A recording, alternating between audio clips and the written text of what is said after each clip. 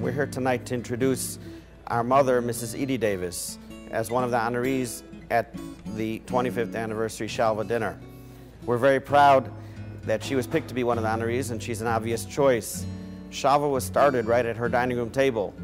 She saw a need, and she stepped up and she took care of that need. And that's something that we've all grown up with and we've all learned to emulate as we also work in different areas and needs of the community.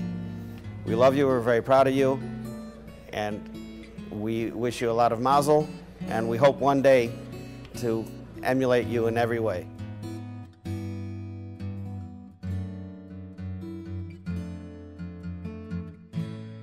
I'm here to introduce a man who has done amazing things in the world of domestic abuse, a man by the name of Michael Bischoff, who was thrust into this world as a result of his sister Cindy dying violently at the hands of her abuser.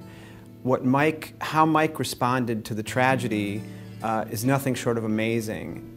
Instead of sort of sitting back and mourning his loss, Mike took action, and he helped, through the Cynthia Bishop Foundation, helped push through legislation in Illinois and legislation that I believe is pending in other states to require abusers to be outfitted with GPS tracking devices. It is my honor to introduce Michael Bischoff as a recipient of one of Shalva's Giving Voice Awards for the wonderful work that he's done in the domestic violence community through the Cindy Bishop Memorial Foundation, and to personally thank him as a man for taking on the initiative and getting involved in an issue that too often men are afraid to step up and get involved in. But the reality is that victims of domestic abuse, while many of them are women, they have brothers, sons, fathers, uncles, and other important men in their lives who need to speak for them.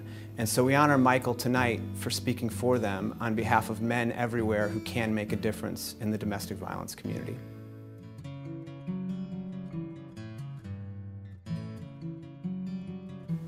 In order to help our clients achieve the overall ideal of Shalom Bayit, peace in the home, we work as a team. Leslie Berger is an integral part of that team for 8 years.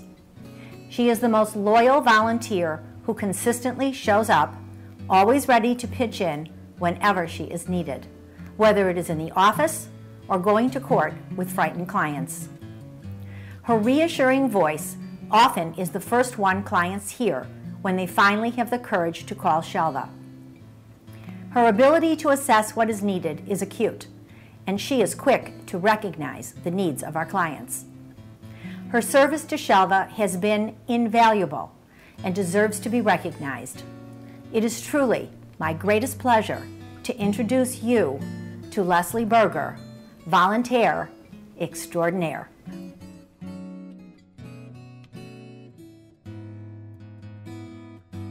I'd like to take this opportunity to introduce you to a dear friend, Carla Feinkind, the current president of Assistance League. Carla has been a tireless worker and an ardent supporter of our local chapter of this national organization that puts caring and commitment into action through community-based philanthropic programs. The chapter runs several outreach and literacy programs that have a significant impact on the lives of women and families in the western suburbs. Hillel's words about being true to who and what you are, and that you are also obligated to help others now, informs her life. To me, she is a gatherer. She brings everyone together, and in her own way, she models all that she believes, often with humor. It is an honor and a privilege to be one of those she has taken into her fold.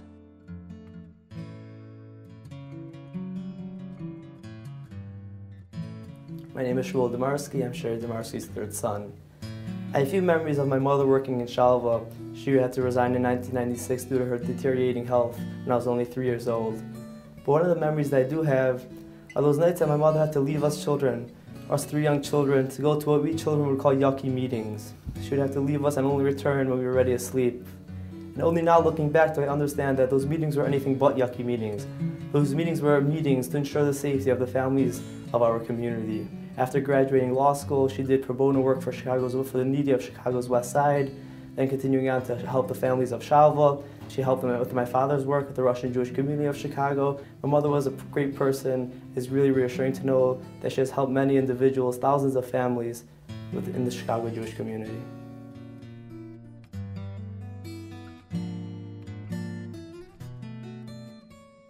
I'm so pleased to be able to introduce my sister-in-law, Annette Littewer. I can't imagine a person more deserving of Shalva's Giving Voice Award. On behalf of Shalva and on my own behalf, I would like to thank her for her commitment to the Jewish community. I particularly want to thank Annette for her hard work as a trustee and as Economics Committee Chair of the Jewish Women's Foundation, an organization that supports Jewish women throughout the world and has been a tremendous supporter of Shalva. Annette has also shown her commitment to Israel as a member of both the Illinois Executive Committee and the National Board of AIPAC, as well as a member of the Executive Board of the Friends of the Israel Defense Force and a founder of their Women's Brigade. Of course, if you are from Highland Park or Deerfield, you also know that Annette sits on the District 113 School Board. What you won't find in Annette's bio, however, is that she is the friend and family member that you can always count on. Thank you, Annette, for always being there for me and for the Jewish community everywhere. I am so proud of you.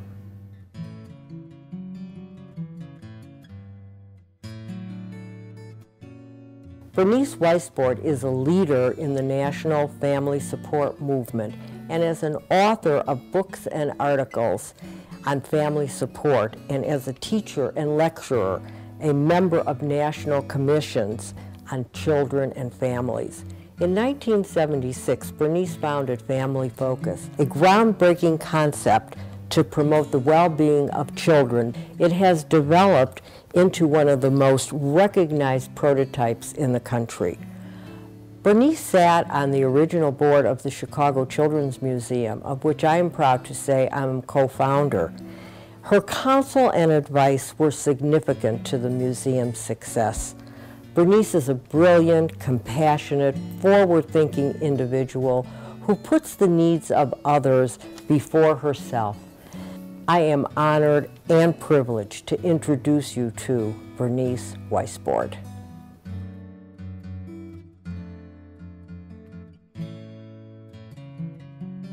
It's a real pleasure to be able to introduce my very, very dear friend Barbara Gold.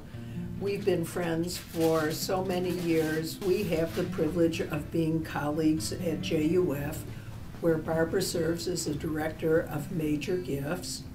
In our volunteer life, Barbara was the campaign director of the Women's Division at JUF, and she was a volunteer for more than 22 years before joining our professional staff. For as long as I've known Barbara, women's issues have been the forefront of what she's been interested in.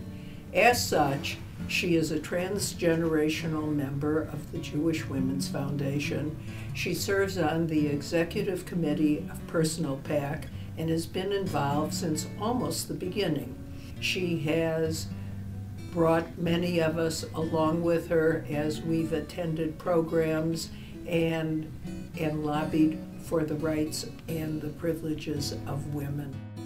Thank you for recognizing my good friend.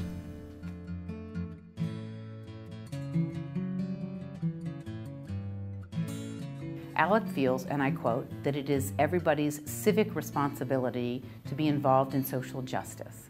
And to quote him, Sinai has given me the voice and platform to work on a deeper level, and in doing so, has given me a greater connection to Judaism.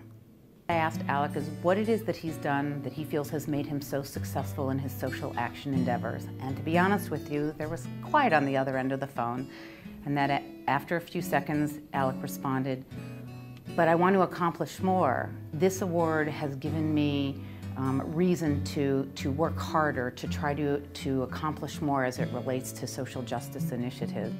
His tirelessness and drive to do more, to accomplish more, to speak out for those who can't speak out for themselves. That is what makes Alec a social justice leader. Congratulations, Alec.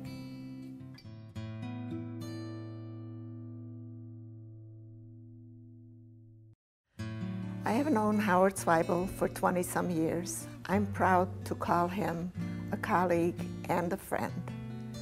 Howard has been wonderful in helping us by building the Illinois Holocaust Museum and Education Center. Without Howard and his brilliant mind and his vision to know that this museum needed to be built while the survivors are still here, that they can have a home to go to, and their memories and their lives will be recorded forever. Thank you.